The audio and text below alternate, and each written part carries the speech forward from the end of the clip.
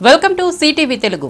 పశ్చిమ గోదావరి జిల్లా తణుకులో శ్రీ ఏవులమ్మ అమ్మవారి ఆలయంలో శాకంబరి ఉత్సవాలను ఘనంగా నిర్వహించారు. ఈ సందర్భంగా వివిధ రకాల కూరగాయలతో అమ్మవారిని శాకంబరిగా అలంకరించారు.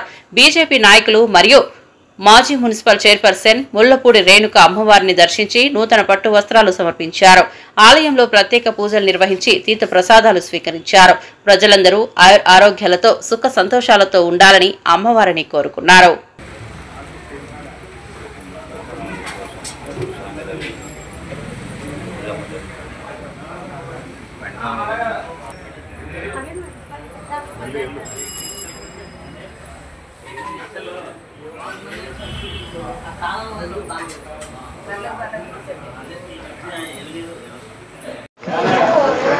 అందరికీ నమస్కారం.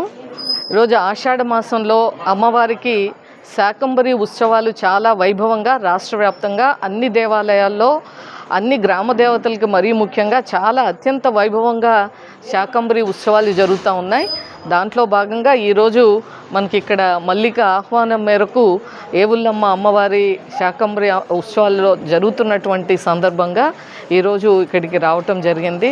చాలా సంతోషంగా ఉంది. అందరం కూడా అమ్మవారి ఆశీస్సులు మన అందరి పట్ల ఉండాలి. అందరూ కూడా సుఖ సంతోషాలతో ఆయురారోగ్య అష్టైశ్వర్యాలతో సంతోషంగా ఉండాలని చెప్పి ఆ అమ్మవారిని కోరుకుంటూ ఉన్నాను. నమస్తే.